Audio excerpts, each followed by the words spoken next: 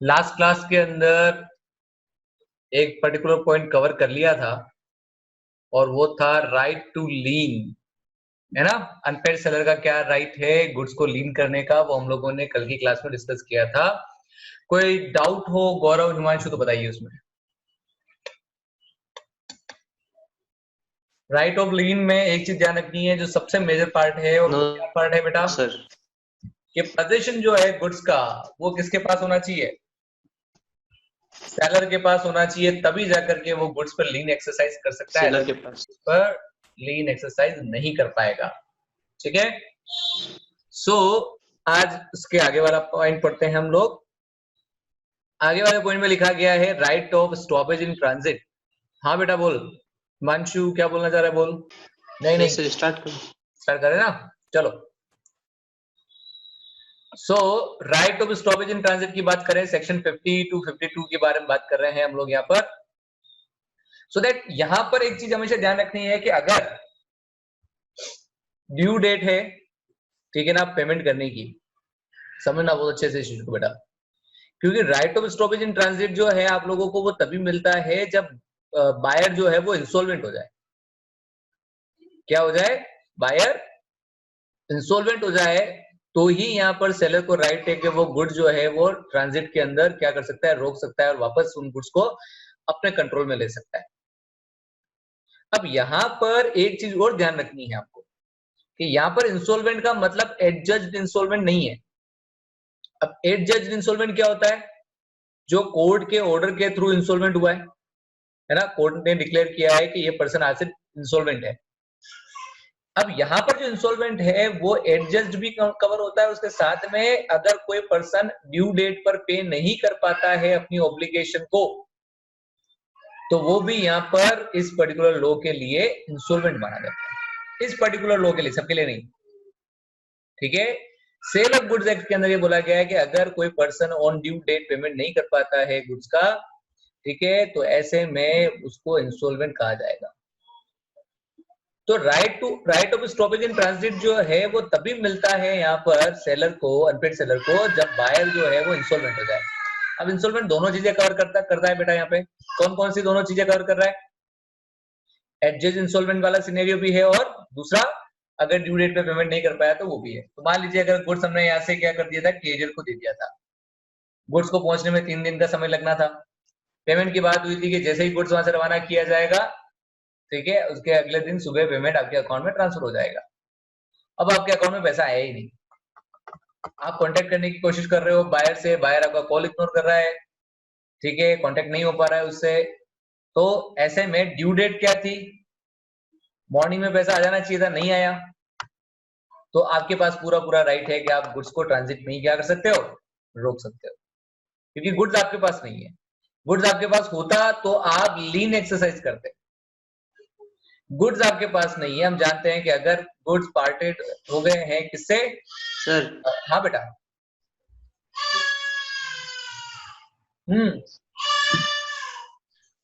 गौरव बोलो। सर इसमें right of disposal भी सर रिजर्व करना पड़ेगा। बिल्कुल बिल्कुल, अभी कंडीशंस देखेंगे अपन लोग। अगर उसने राइट रिजर्व नहीं किया है तो फिर वो स्टॉप नहीं कर पाएगा। So that when the buyer of goods become insolvent and the goods are in course of transit to the buyer, the seller can resume possession of the goods from the carrier। ठीक है ना, seller क्या कर सकता है, career से वो goods वापस ले सकता है। This is known as a right of stoppage in transit. तो डेफिनेशन में भी अगर अपन देखें तो डेफिनेशन में भी क्लियरली मेंशन है बेटा कि ये तभी एक्सरसाइजेबल है जब बायर क्या हो जाता है, इंसॉल्वेंट हो जाता है। ठीक है। So the right is exercisable by the seller only if the following condition are fulfilled. The seller must be unpaid, seller क्या होना चाहिए, अनपेड होना चाहिए, पैसा नहीं मिला है उसको अभी तक। दूसरा, he must have a parted with the possession of goods, उसने गुड्स कैरियर को दे दिए, गुड्स सेलर की कस्टडी में नहीं है। Then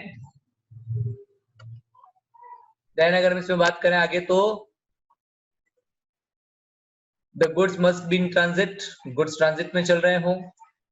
the buyer must have become insolvent, ये must देखिए आप लिखा हुआ है यहाँ पे, must have become insolvent। Insolvent होना बहुत जरूरी है गुड्स को ट्रांजिट में रोकने के लिए। And the right is subject to the provision of the act, और ये राइट जो है वो subject to the provision of this act होगा, मतलब यहाँ पर सेलर अपना राइट रिजर्व भी रखेगा। The right of stoppage means the right to stop further transit of the goods to resume possession and to retain the same till the price is paid। जैसा कि हमने बात की कि हमें पैसा चाहिए, जब तक गुड्स नहीं का पैसा नहीं मिलेगा हम लोग गुड्स आपको डिलीवर नहीं करेंगे, क्योंकि हम जानते हैं कि एक बार अगर ओनरशिप ट्रांसफर हो गई बायर को और पोजीशन भी ट्रांसफर हो गया गुड्स का, तो ना तो मैं लीन एक्सरसाइज कर पाऊंगा, ना मैं स्टॉपेज इन ट्रांजिट एक्सरसाइज कर पाऊंगा। फिर मेरे पास सिर्फ एक ही यहाँ पर रेमेडी बचती है, वो है sue against the buyer for the price। मैं सिर्फ बायर के अगेंस्ट केस कर सकता हूँ प्राइस को रिकवर करने के लिए, बाकी माल को रोक करके पैसा लेने का ट्राई मैं यहाँ पर नहीं कर सकता हूँ। क्लियर बेटा, इस चीज का ध्यान रखना है। Who is insolvent? Insolvent कौन है? The term insolvent is used here to denote a person who is financially embarrassed। It is not necessary that the buyer should be declared insolvent by the court of law before the right of stoppage in transit can be exercised। According to the section 2 clause 8, the buyer is said to be insolvent when he has ceases to pay his debt in the ordinary course of business or cannot pay his debt as they become due, whether he has committed an act of insolvency or not। मैंने क्या बोला था अभी आप लोगों को कि अगर वो ड्यू डेट पर पैसा नहीं दे पा रहा है तो वो भी इंसॉल्वेंट है, ठीक है ना। और अगर उसको एडजस्ट डिक्लेयर कर दिया गया है क्लियर इंसॉल्वेंट, तो ऑब्वियसली बात है कि वो इसमें कवर हो जाएगा। क्या आपको ये बात समझ में आई? इंसॉल्वेंट का डेफिनेशन समझ में आया?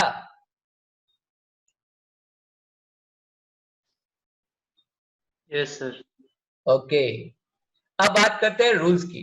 इसके रिगार्डिंग रूल्स क्या है? तो ड्यूरेशन ऑफ ट्रांजिट की बात करता है section 51। The goods are deemed to be in course of transit from the time they are delivered to the carrier or other bailey for the purpose of transmission to the buyer until the buyer or his agent take delivery of them। हमारी तरफ से goods जब career को दे दिए गए उसी time से goods जो है वो ट्रांजिट में बेटा, क्योंकि जब स्टॉपेज इन ट्रांजिट की बात कर रहे हैं तो उसका ड्यूरेशन भी पता होना चाहिए कि कब तक गुड्स ट्रांजिट में है। तो जब आपने कैरियर को दे दिया गुड्स आगे डिलीवर करने के लिए या किसी थर्ड पार्टी को दे दिया गुड्स को बायर तक पहुंचाने के लिए, तो जैसे ही आपने हैंड ओवर किया गुड्स, वो तभी से ही क्या है बेटा ट्रांजिट में, जब तक कि वो बायर या उसके एजेंट तक पहुंच नहीं जाता। तो वो इस पर्टिकुलर ड्यूरेशन के अंदर क्या माना जाएगा, गुड्स जो है वो क्या बेटा ट्रांजिट के अंदर है। When does transit and? Transit कब खत्म होगा? Delivery before destination. डेस्टिनेशन से पहुंचने से पहले अगर बायर जो कहता है वहां की गुड्स मुझे को यहीं दे दीजिए, आप ये मेरा गोडाउन है यहीं पर रखवा दीजिए, वहां तक सिटी के अंदर तो अलाउड नहीं हो रहा है अभी, ठीक है, जो हमने डिसाइड किया था डिलीवरी की जगह वहां तो जा ही नहीं पाएगी गाड़ी। आप तो एक काम करो, मेरा यहाँ पे सिटी के बाहर का एरिया है, वहीं पर क्या कर दीजिए गुड्स को खाली कर दीजिए। तो डेस्टिनेशन से पहुंचने से पहले अगर डिलीवरी ले ली बायर ने तो क्या होगा, गुड्स ट्रांजिट में रहेंगे क्या बेटा? क्या गुड्स ट्रांजिट में रहेंगे? नहीं रहेंगे। So delivery before destination, if the buyer or his agent obtain delivery of the goods before their arrival at the appointed destination, the transit is at an end। उसी वक्त ट्रांजिट क्या हो जाएगा आपका यहाँ पर खत्म हो जाएगा, जैसा कि मैंने भी आपको एग्जांपल दिया। Atonement by the carrier to buyer, if after the arrival of goods at the appointed destination, the carrier expressly or by implication enter into a new agreement to hold the goods for the buyer for purpose of custody, the original transit comes to an end। अब atonement made हो गया by the career, मतलब goods हम लोग लेकर के पहुंच गए बायर के गोडाउन तक, ठीक है, हमारी तरफ से काम खत्म हो गया, जो भी पेपर वगैरह जो भी देने थे उसको वो दे दिया हम लोगों ने, किसको? बायर को। अब बायर बोलता है कि यार मेरा गोडाउन में क्या है, अभी माल पड़ा हुआ है, कल सुबह मेरा एक यहाँ पे ऑर्डर है, वो कहीं जाना है तो गाड़ी लगेगी और हिमाचल खाली होगा कल सुबह, तब तक ये जो माल है वो आपकी गाड़ी में रहने दीजिए, इसके लिए मैं आपको एक्स्ट्रा पे कर दूंगा, आप 2000 रुपए मेरे से ले लेना, बट कल मॉर्निंग 11 बजे तक आपको गुड्स जो है अपनी गाड़ी में ही रखना है, गाड़ी यहीं पार्क कर दीजिए पास में, ठीक है, और माल जो है वो कल मॉर्निंग में खाली करवाएंगे। तो यहाँ पर ये जो एग्रीमेंट हुआ है between the carrier and the buyer, ये एक अलग एग्रीमेंट है बेटा। गुड्स पहुंच चुका था बायर के पास में, बायर के पास पहुंचने के बाद में बायर ने कैरियर के साथ एग्रीमेंट किया कि गुड्स अपने पास में होल्ड करके रखिए, आप कुछ पर्टिकुलर टाइम पीरियड के लिए then I will take the complete delivery. This is called atonement by the carrier to buyer. और ऐसे केस में भी जब भी एक नया कॉन्ट्रैक्ट बना तभी क्या हो जाएगा, गुड्स जो थे वो ट्रांजिट में से खत्म हो जाएंगे, मतलब एंड हो जाएगा आपका ट्रांजिट वहीं पर जब नया एग्रीमेंट बना. Goods rejected by buyer. अगर गुड्स जो है वो बायर रिजेक्ट कर दे तो क्या होगा? If the goods are rejected by the buyer and they continue to be in possession of the carrier or the other bailey, then the transit continue even if the seller has refused to receive them back. Section 51 का clause 4 क्या बोल रहा है यहाँ पर? ये बोल रहा है कि अगर माल पहुंचा बायर के पास, बायर ने गुड्स को चेक किया, वो बोला भैया ले जाओ रिटर्न में, नहीं चाहिए मुझे गुड्स, रिजेक्ट कर रहा हूं मैं goods, it is not as per my description. ठीक है, तो अभी भी गुड्स किसके पास पड़े हुए हैं बेटा? कैरियर के पास ही पड़े हुए हैं. और ना ही यहाँ पर ऐसा कोई एग्रीमेंट हुआ है कि कैरियर जो है वो बायर के बिहाफ पे गुड्स को होल्ड करके रख रहा है. ठीक है, तो गुड्स अभी भी क्या है? ट्रांजिट के अंदर ही है. क्लियर? इवन अगर सेलर भी उन गुड्स को लेने के लिए मना कर दे, ठीक है, अभी भी गुड्स जो है किसके पास पड़े हुए हैं? ट्रांजिट में पड़े हुए हैं, क्योंकि वो गुड्स के पोजीशन किसके पास पड़ी हुई है? अभी भी हमारे कैरियर के पास पड़ी हुई है. ठीक है. Then delivery on ship chartered by buyer. When the goods are delivered to a carrier who is acting as an agent. हाँ बेटा, हाँ बेटा बोलो. सर तो सी वाले केस में सर फिर रेमेडी क्या होगी फिर सर? रेमेडी तो क्या होगी सर? केस में बायर कोई नहीं ले रहा है सर. बायर के पास तो पूरी रेमेडी है बेटा, क्योंकि बायर को तो हम जानते हैं कि गुड्स को इंस्पेक्ट करने का राइट है, और अगर वो एज पर डिस्क्रिप्शन नहीं है गुड्स तो वो रिजेक्ट भी कर सकता है. लेकिन अगर बायर विलिंगनेसली गुड्स सही होते हुए भी रिजेक्ट कर रहा है, कॉन्ट्रैक्ट को कैंसिल कर रहा है, तो वो फिर बात अलग होगी. फिर उस केस में सेलर को रेमेडी मिलेगी. ठीक है. अभी सर रिस्क तो सेलर का है ना सर अभी तो? हाँ है, पोजीशन के, लेकिन ऑनरशिप तो पहले ट्रांसफर हो गई थी ना, कॉन्ट्रैक्ट बनते ही हो गई थी. उसका सिनेरियो ये है कि अगर देखो हम डिलीवरी, हम लोग परफॉर्मेंस करने गए, हमने परफॉर्मेंस को नेग्लेक्ट नहीं किया है, हमने परफॉर्मेंस करी है, बट परफॉर्मेंस जो है वो डिफेक्टिव है, तो डिफेक्टिव परफॉर्मेंस के प्रोविजन अप्लाई हो जाएंगे फिर उस केस में. डिफेक्टिव परफॉर्मेंस में तो हम लोग जानते हैं ना कि डैमेजेस क्लेम हो सकते हैं. इवन बायर के पास राइट होता है कि वो गुड्स को रिजेक्ट भी कर सकता है और कॉन्ट्रैक्ट को रेपुडिएट भी कर सकता है. ये तो हमने पढ़ा ही है, तो रेमेडी उसके हिसाब से यहाँ पे डिसाइड होगी. हाँ हिमांशु. सर तो यहाँ पे तो सेलर के पास फिर राइट आएगा अगर वो मतलब गुड सही भी है और फिर रिजेक्ट कर रहा है, तो मतलब ब्रीच ऑफ कॉन्ट्रैक्ट सही है और बायर विलफुली उनको नेग्लेक्ट कर रहा है, तो उस केस में भाई हमने तो परफॉर्मेंस पूरी तरह से ट्राई की थी और बायर जो है वो विलफुली नेग्लेक्ट कर रहा है, तो उस केस में भी हमारे पास हमें पता है कि कॉन्ट्रैक्ट एक्ट भी हमको सपोर्ट करता है. और इवन यहाँ पर भी सेल ऑफ गुड्स एक्ट के अंदर भी ये है कि अगर विलफुली परफॉर्मेंस को नेग्लेक्ट किया जा रहा है बायर की तरफ से, तो हम लोग बायर के ऊपर डैमेजेस क्लेम करने के लिए केस कर सकते हैं. सिंपल सी बात है. ठीक है सर. ठीक है, तो ब्रीच ऑफ कॉन्ट्रैक्ट हो गया केस? हाँ ऑब्वियसली बात है, ब्रीच ऑफ कॉन्ट्रैक्ट है वो. ठीक है, क्योंकि वो विलफुली नेग्लेक्ट कर रहा है उसको. अच्छा, विलफुली नहीं कर रहा है, बायर का राइट था गुड्स को इंस्पेक्ट करने का और गुड्स एज पर डिस्क्रिप्शन नहीं थे. ठीक है, तो वो ऑब्वियसली बात है रिजेक्ट कर सकता है. उस केस में बकायदा सेलर के ऊपर केस करेगा कि तुमने गुड्स जो है मेरे को एज पर डिस्क्रिप्शन नहीं भेजे हैं, तो तुमको क्या करना पड़ेगा, ये ब्रीच ऑफ कंडीशन है और मैं कॉन्ट्रैक्ट को कैंसिल भी कर सकता हूँ और आपसे डैमेजेस भी क्लेम कर सकता हूँ. ठीक है. Then delivery on ship chartered by buyer. Buyer ने एक शिप चार्टर करी है माल को ले जाने के लिए. ऐसे सिनेरियो में गुड्स का ट्रांजिट कब खत्म हो जाएगा?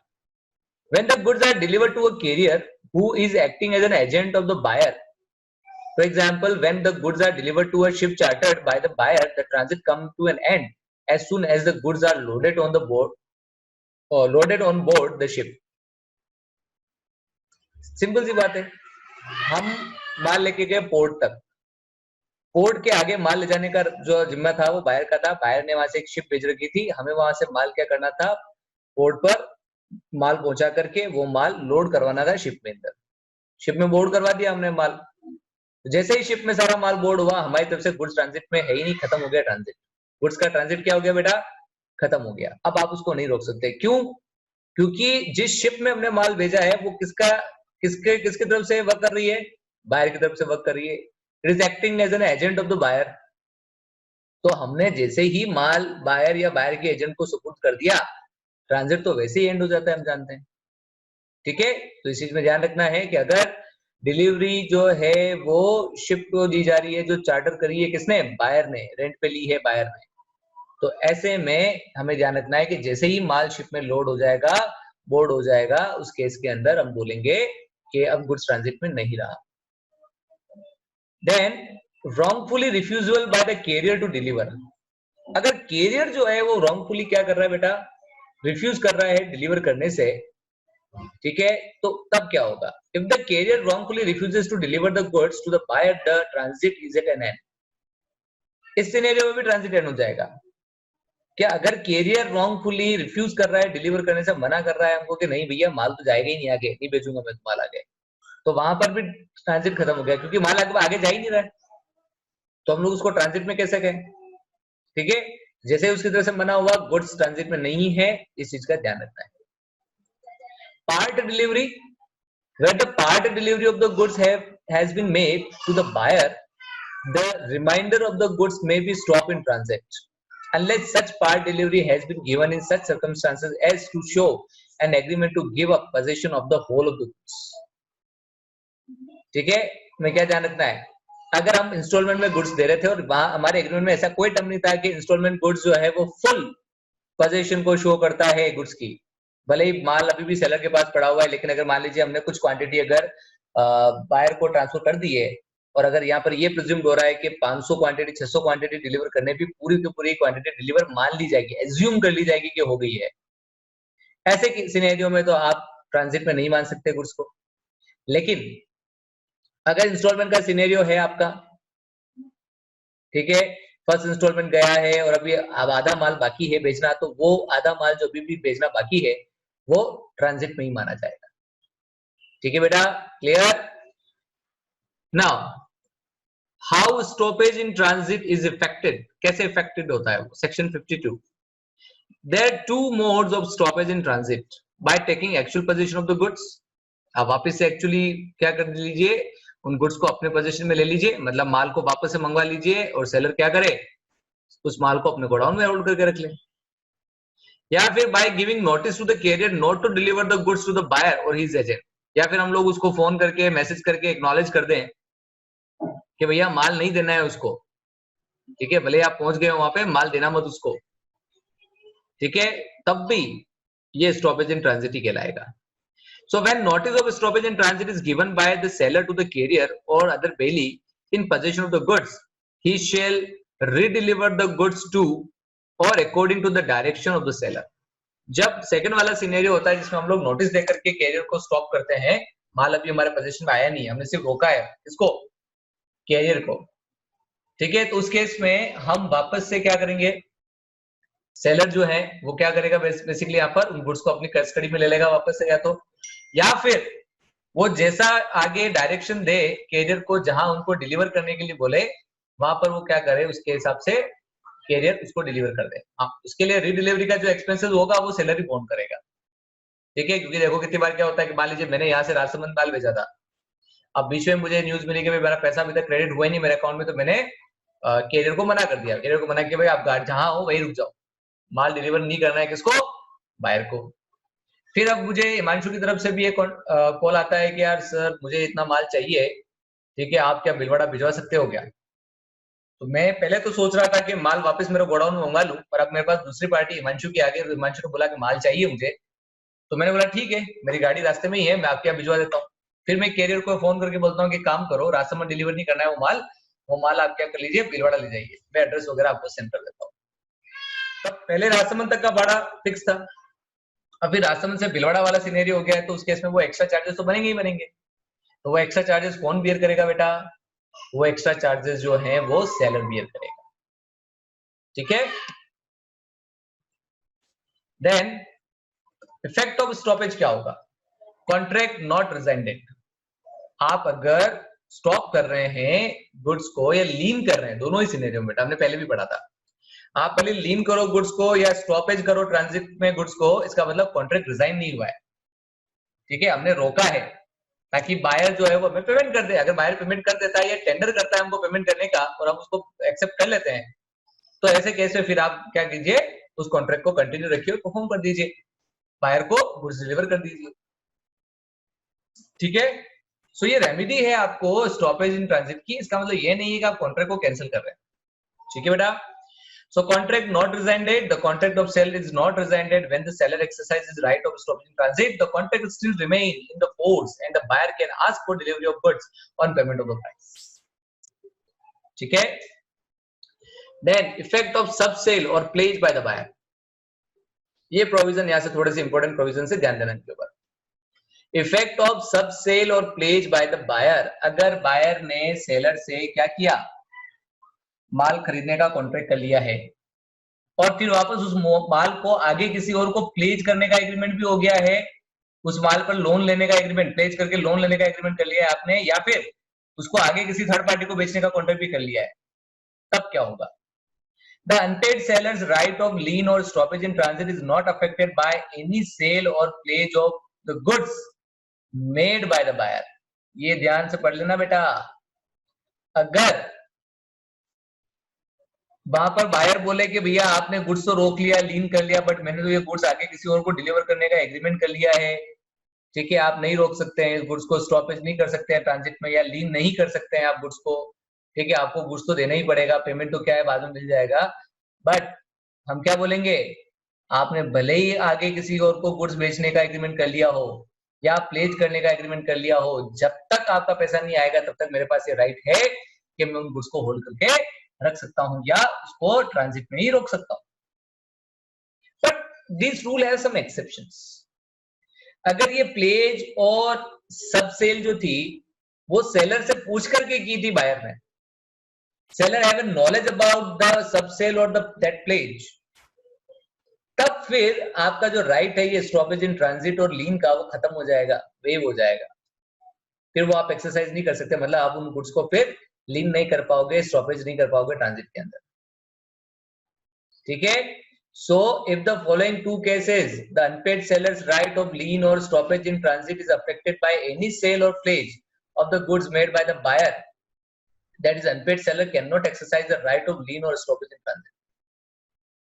मैंने बोला था अगर यहाँ पर सेलर की मर्जी से हुआ है वो, ठीक है। So when the seller assent to such sale और प्लेज, अगर सेलर ने अपनी एसेंट दी थी उस सब सेल को या प्लेज को, तो फिर उसके बाद भी सेलर ये थोड़ी ना बोल सकता है कि यार तुम पे पैसे नहीं दिए इसलिए मैं रोकूंगा माल को, तो नहीं रोक सकते भैया, आप माल को नहीं रोक सकते। When the seller has transferred a document of title to the goods, who transfer it by way of sale, pledge or other disposition of value to a person who take it in good faith and for the consideration. दूसरा scenario क्या है यहाँ पर बेटा, जो document title जो है goods के वो ट्रांसफर कर दिए थे हमने बायर को, और बायर ने उन डॉक्यूमेंट ऑफ टाइटल को, ऑनरशिप टाइटल जो थे वो उसको प्लेज कर दिया, वो जो पेपर थे वो गिरवी रख दिए कहीं पे या उन पेपर के थ्रू आगे सब सेल कर दिए, तब भी हम लोग नहीं कर पाएंगे क्या, लीन और स्टॉपेज इन ट्रांजिट। इस चीज का ध्यान रखना है, और ये भी ध्यान रखना है कि सामने वाले को नहीं पता था कि अभी तक ये जो बीच में बायर था उसने पेमेंट नहीं किया है और सेलर के जो राइट है वो कहीं ना कहीं इस चीज से डिप्राइव होंगे। अगर यहाँ पर जो सब बायर है वो गुड फेथ में उस चीज को खरीदता है, ठीक है, उन डॉक्यूमेंट टाइटल को ले लेता है फॉर द कंसिडरेशन, ठीक है, तो उस केस के अंदर फिर जो मेन सेलर है उसका जो राइट है स्टॉपेज इन ट्रांजिट का और लीन का, वो दोनों अपने आप ही क्या हो जाएंगे बेटा, वेव हो जाएंगे। क्लियर? सो इसको यहाँ पर वापस समझाया भी गया है, देखिए, where the seller has issued or lawfully transferred a document of title to goods, for example a bill of lading or railway receipt to a person as a buyer, the buyer transferred the document by way of the sale or pledge to a person who take the document in a good faith for consideration. In such a case, if the transfer is by way of sale, the unpaid seller, हाँ बेटा, yes, गौरव, sir जो दोनों ये दोनों express contract से sir avoid नहीं किए sir. Avoid express contract के थ्रू? कौन सा वाला? ट्रांसफर डॉक्यूमेंट वाले की जो बात कर रहे हैं? हाँ देखो, एक्सप्रेस कॉन्ट्रैक्ट के थ्रू ये तो हर दोनों चीज अवॉइड हो सकती है। हाँ बेटा,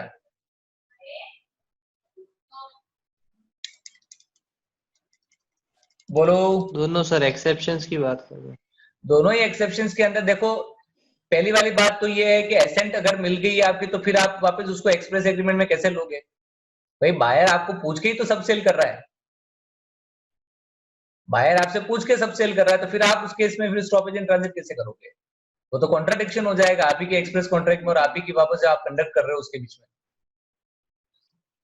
ठीक है, तो वो चीज होनी चाहिए। हाँ, सेकेंड पॉइंट में मैं जरूर कह सकता हूँ कि एक्सप्रेस एग्रीमेंट में हम लोग लिख सकते हैं कि भैया ट्रांसफर डॉक्यूमेंट में आपको दे रहा हूँ, लेकिन आप इसको आगे ट्रांसफर नहीं करेंगे जब तक कि कस्टडी आपको नहीं मिल जाती उसकी, और अगर आप करते हो तो वो सही नहीं होगा। हाँ, ये जरूर हो सकता है। ठीक है, ऐसा एक्सप्रेस एग्रीमेंट में लिखा जा सकता है। उस केस पे फिर वो बायर जो है वो सब सेल नहीं कर पाएगा उसको। ठीक है, सो हम बात कर रहे थे कि seller has issued a lawfully transferred a document of title of two goods, for example bill of lading in a railway receipt to a person as a buyer, and the buyer transferred the document by way of sale or pledge to a person who take that document in a good faith and for consideration. ठीक है, अगला वाला buyer था, उसने good faith में उन document को ले लिया और उसने आगे वापस से किसी और को दिया है या अपने पास में होल्ड करके रखा है, तो जो सब बायर है उसकी क्या गलती है? उसने तो उन डॉक्यूमेंट ऑफ टाइटल को लिया है, ठीक है, और गुड फेथ में अपने पास होल्ड करके रख रहा है उसको। In such a case if the transfer is by way of the sale, the unpaid seller's right of lien or stoppage is defeated. दोनों ही राइट, दोनों खत्म हो जाएंगे। कब? अगर सेलर ने डॉक्यूमेंट ऑफ टाइटल जो है वो बायर को ट्रांसफर किए थे under the contract of sale, but goods अभी ट्रांजिट में है मान लीजिए, और बायर ने क्या किया, उन डॉक्यूमेंट ऑफ टाइटल को वापस किसी थर्ड पर्सन को क्या करके दे करके उस माल को आगे सेल कर दिया। अब जो सब बायर है उसको नहीं पता था कि अभी तक मेन बायर ने सेलर को पैसा नहीं दिया है और सेलर का राइट है इन गुड्स के ऊपर। उसने गुड फेथ में क्या किया, उन माल को खरीद लिया। तो ऐसे में जो सेलर का राइट था स्टॉपेज इन ट्रांजिट और स्टॉपेज इन ट्रांजिट और लीन का, वो अपने आप ही क्या हो जाएगा, डिफीट हो जाएगा। हाँ, बट इसका मतलब कतई ये नहीं है कि जो केस करने का राइट है हमारा बायर के ऊपर, रिकवरी ऑफ द प्राइस, वो डिफीट हो रहा है, वो नहीं हो रहा है। वो तो हमारा राइट है, पैसा तो हम लोग लेंगे। ठीक है, इस चीज का ध्यान रखना है इसमें। So that his right of lien or stoppage can only be exercised subject to the right of the pledgee. Thus, the effect of the rule is that the seller may still exercise his right by paying off the pledge. हाँ, seller अपने right को क्या कर सकता है, जिंदा रख सकता है, अगर बायर ने जिस अमाउंट के लिए उस गुड्स को प्लेज किया था, ठीक है, वो अमाउंट पे कौन कर दे, सेलर कर दे। ये तो भैया और रिस्क हो जाएगा। पहले से तो सेलर हमको पैसा दे नहीं रहा है गुड्स का, अब हम उन गुड्स को होल्ड करके रखने के लिए हम उस अमाउंट का पेमेंट कर रहे हैं यहाँ पर जो बायर ने उस पर्टिकुलर प्लेजी से लिया था, ताकि हमारा राइट जो है उस गुड्स पे बना रहे। ये तो हो गया डबल सिनेरियो, पहले वाला पैसा तो आ नहीं रहा है और पैसा जो उसने बायर ने ले रखा था वो उसका पेमेंट और हमने कर दिया, ताकि गुड्स को हम लोग होल्ड करके रख सकें। ठीक है, ये तो डबल रिस्क हो जाएगी भैया, बहुत सोच समझ के इस तरह का एक्शन लेना। समझ में आई बात बेटा? डाउट हो तो बोलो इसमें कोई। यस सर, आगे सर। गौरव सर ब्लू वाली लाइन वाला वापस समझाओ सर एक बार, मैं क्या बोल रहा हूँ, देख आवाज कट रही थी सर। हाँ, मैं क्या बोल रहा हूँ, देख सुन, मान ले इसमें अपन एग्जांपल लेते हैं, मैं सेलर हूं, ठीक है, तू बायर है, और सब बायर या जो हम बात करें यहाँ पर प्लेजी जो है वो हिमांशु है। ठीक है, मैंने तुझे गुड्स बेचा, मैंने तेरे को गुड्स बेचा, ठीक है, और डॉक्यूमेंट ऑफ टाइटल जो है वो मैंने तेरे को ट्रांसफर कर दिया, गुड्स अभी ट्रांजिट के अंदर तेरे पास पहुंचे नहीं है। तूने बोला था कि तू मुझे कल तक पैसा ट्रांसफर कर देगा अकाउंट में, लेकिन अभी तक मेरे अकाउंट में पैसा नहीं आया। ठीक है, मेरा राइट है स्टॉपेज इन ट्रांजिट का, बिल्कुल है या नहीं है? yes. अब क्या होता है कि yes, तेरे को पैसों की जरूरत थी कहीं पर, तो तूने क्या किया, उन डॉक्यूमेंट ऑफ टाइटल को हिमांशु को दे दिया, और उसके बदले में तूने हिमांशु से पैसा ले लिया। तूने क्या किया, वो डॉक्यूमेंट ऑफ टाइटल हिमांशु को देकर के गुड्स को वहां प्लेज कर दिया और उसके बदले में तूने हिमांशु से लोन ले लिया। यस। अब यहाँ पर हिमांशु को नहीं पता था कि तूने अभी तक मेरा पेमेंट नहीं किया और मेरा राइट है उन गुड्स के ऊपर। ठीक, हिमांशु ने तो गुड फेथ में ले लिया उसको। अब मेरा जो राइट था स्टॉपेज एंड ट्रांजिट का, वो यहाँ पर क्या हो रहा है, डिफीट हो रहा है। अगर मैं अपने इस राइट को जिंदा रखना चाहता हूं तो मुझे क्या करना पड़ेगा, हिमांशु ने जितना पैसा तुमको दिया है उन डॉक्यूमेंट ऑफ टाइटल को लेकर के प्लेज करके, अगर मैं उस अमाउंट का पेमेंट कर देता हूं, कौन, मैं, सेलर अगर उस अमाउंट को पे कर देता है जो कि प्लेजी ने बायर को दिया था, ठीक है, तब मेरा जो राइट है वो जिंदा रह सकता है। मतलब तब फिर मैं गुड्स को क्या कर सकता हूँ, ट्रांजिट में रोक सकता हूँ। बढ़िया, ये तो डबल रिस्क हो गई। पहले से तो गुड्स का पैसा हमारे पास आया नहीं, उल्टा हम हमारे राइट को एक्सरसाइज करने के लिए क्या कर रहे हैं, प्लेजी को पे ऑफ कर रहे हैं ताकि हमारा राइट जिंदा रह सके। ठीक है, तो डबल पैसा हमारा क्या हो जाएगा, यहाँ पर अटक जाएगा, है ना? होगा नहीं होगा सर? यार यस सर, थोड़ा कम समझ आया सर। सिंपल सी बात है। मैं क्या बोल रहा हूं, वापस समझना इस चीज को। तीन पार्टी है, सेलर, ठीक है, बायर और प्लेजी। अब मैंने माल बेचा किसको, गौरव को, सेल किया है। गुड्स अभी भी ट्रांजिट में है। गुड्स किस में बेटा, ट्रांजिट में चल रहा है, ट्रांजिट में, ठीक है, पहुंचे नहीं है गौरव के पास। बट डॉक्यूमेंट ऑफ टाइटल जो है ना,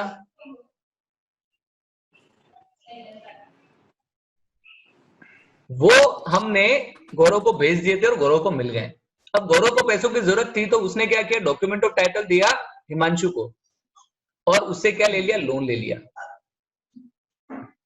अब डॉक्यूमेंट ऑफ टाइटल जो ये थे, ये आ गए हिमांशु के पास एज ए सिक्योरिटी कि गुड्स के ऊपर मालिकाना हक किसका है, गुड्स के ऊपर मालिकाना हक अभी हिमांशु का है जब तक कि गौरव हिमांशु को पेमेंट नहीं कर देता।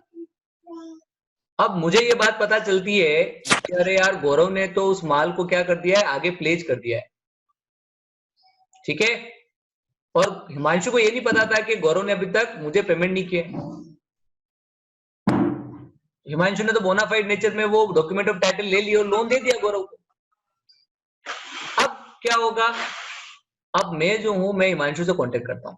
मैं बोलता हूं, हिमांशु देख, यहाँ पर ये मेरे गुड्स थे, अभी तक मेरे को यहाँ पर गौरव ने पेमेंट नहीं किया है, ठीक है, तो मैं गुड्स को रोकना चाहता हूँ रास्ते में। हिमांशु बोलेगा कि नहीं है भैया, ऐसा तो नहीं हो पाएगा। अगर आप जो पेमेंट मैंने गौरव को दिया है उसका पेमेंट मुझे कर दें तो फिर ये राइट मैं आपको एक्सरसाइज करने दे सकता हूँ। मैंने क्या करता हूँ, हिमांशु को मान लीजिए 10,000 रुपए दिए थे हिमांशु ने गौरव को, अगर वो 10,000 रुपए में हिमांशु को पे कर देता हूं तो अब वो गुड्स क्या हो गए, फ्री हो गए। गुड्स फ्री हुए कि नहीं हुए, बताओ? Yes sir. किसी थर्ड पार्टी का राइट है ही नहीं है उस गुड्स के ऊपर, पहले तो था। तो अब वो थर्ड पार्टी के राइट से फ्री हो गए, तो अब सेलर के पास ये राइट है कि वो उन गुड्स को ट्रांजिट में ही रोक सकता है। लेकिन अगर मुझे एक बात बताओ, पहले से तो मेरे को गुड्स का पैसा देना नहीं, मैं ऊपर उल्टा क्या करूं, उस लोन का पेमेंट भी कर दूं जो गौरव ने लिया। मान लीजिए 20,000 के गुड्स थे मेरे, उसका पेमेंट अभी तक मेरे पास आया नहीं, उल्टा मैं 10,000 रुपए और पे कर दूं, किस लिए, गुड्स को रोकने के लिए, ताकि मेरे को गौरव पैसा दे दे। तो ये तो भैया मेरे लिए डबल रिस्क हो गई। हो सकता है ना कि पूरे के पूरे 30,000 ही मेरे हाथ से चले जाए, हो सकता है कि नहीं हो सकता है सर? हाँ बेटा। सर ये 10,000 सर आप दोगे सर अगर हिमांशु को, तो उसके बाद सर डॉक्यूमेंट ऑफ टाइटल आपको मिलेगा क्या? डॉक्यूमेंट ऑफ टाइटल मेरे को नहीं मिलेगा, ठीक है, बट हाँ वो 10,000 जो है ना, वो मैं आपसे जरूर रिकवर कर पाऊंगा गौरव। सर मेरा भी डाउट था सर। Okay. बोल बेटा, बोल। सर अगर अपन डॉक्यूमेंट ऑफ टाइटल को फ्री करें, हाँ, तो अपन उसको गुड्स को रोक नहीं सकते सर बीच में? डॉक्यूमेंट ऑफ टाइटल हमने अगर सेंड नहीं किया होता ना, तो गौरव प्लेज कर ही नहीं पाता गुड्स को। नहीं सर ठीक है, हाँ, लेकिन अपने वो फ्री नहीं है गुड्स, अभी तो मेरे पास है, मतलब हाँ वो डॉक्यूमेंट टाइटल जो है वो मेरे पास है, फ्री नहीं है वो। बिल्कुल तो बिल्कुल, सर तो क्यों नहीं रोक सकते सर अपन गुड्स? क्योंकि तेरा राइट है ना, थर्ड पार्टी का राइट क्रिएट हो गया है। थर्ड पार्टी का, जैसे अपन ने वॉइडेबल कॉन्ट्रैक्ट में नहीं पढ़ा था, याद कर, कॉन्ट्रैक्ट एक्ट के अंदर वॉइडेबल कॉन्ट्रैक्ट में पढ़ा था अच्छा हाँ कि थर्ड पार्टी का राइट क्रिएट हो जाता है तो फिर आप कॉन्ट्रैक्ट को वॉइड नहीं करवा यस सर। सकते। पढ़ा था नहीं पढ़ा था? तो यहाँ अच्छा पर हाँ भी तो वही चीज हो रही है, थर्ड हाँ पार्टी सर का राइट क्रिएट हो गया ना गुड्स के अंदर, हिमांशु का राइट क्रिएट एग्जैक्टली हो गया गुड्स के अंदर। पढ़ा था। तो जब हिमांशु का राइट क्रिएट हो गया तो फिर हाँ मैं जो फर्स्ट पार्टी हूँ मेरा राइट डिप्राइव हो जाएगा हाँ उस चीज सर। से। तो ये सेम सिनेरियो यहाँ पे काम कर अच्छा रहा है, इसलिए मैं स्टॉपेज नहीं, हाँ मैं पैसे के लिए क्लेम कर सकता हूँ, कोई दिक्कत नहीं है। मैं यहाँ पर ये कर सकता हूँ कि गुड्स जाने दूं गौरव के पास, कोई दिक्कत नहीं है। फिर उसके बाद अगर पैसा नहीं देता है मेरे को गौरव, तो मैं इसके खिलाफ केस करूंगा कोर्ट में पैसे की रिकवरी के लिए। तेरी आवाज कट रही बेटा, मैसेज कर दे।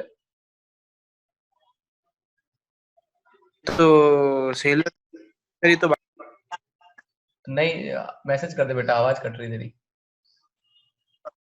Okay okay. तो ये जो सिनेरियो है इसमें बस एक चीज है कि थर्ड पार्टी का अगर राइट क्रिएट हो जाता है, यहाँ पे सब बायर होता है अगर, तब भी यही सिनेरियो होता, सेम। ठीक है, क्लियर? ओके, अब आगे बढ़ते हैं। So distinction between the lien and stoppage in transit, दोनों में क्या डिस्टिंक्शन है? The essence of lien is to retain possession while the essence of the stoppage in transit is to regain possession. भाई लीन में तो पोजीशन मेरे पास ही है ना, तभी तो मैं लीन एक्सरसाइज कर पाऊंगा। जब माल मेरे पास ही पड़ा हुआ हो तभी मैं क्या कर सकता हूं, उस गुड्स के ऊपर लीन कर सकता हूं। जबकि स्टॉपेज इन ट्रांजिट में मेरे पास नहीं माल पड़ा हुआ था, कैरियर के पास पड़ा हुआ था, और अब मैं उसको रोक करके वापस से रीगेन करना चाह रहा हूं पोजीशन को। ठीक है, तो ये डिफरेंस है। Then the right of lien is applicable to goods which are in possession of the seller, जबकि the right of stoppage in transit is applicable to the goods which are possession of the carrier। ये तो simple सा डिस्टिंग्विशमेंट है बेटा। लीन जैसा कि मैंने भी बोला कि सेलर के पास अगर गुड्स पड़ा हुआ है तो ही वो लीन कर सकता है, जैसे थर्ड पार्टी के पास अगर गुड्स पड़ा हुआ है तो लीन एक्सरसाइज नहीं हो सकता। स्टार्टिंग में पढ़ा है हम लोगों ने इस चीज को। और स्टॉपेज इन ट्रांजिट तभी एक्सरसाइज होता है जब माल है ट्रांजिट के अंदर, तो ट्रांजिट में कौन लेके जाता है माल को? कैरियर। कौन लेके जाता है? कैरियर लेके जाता है।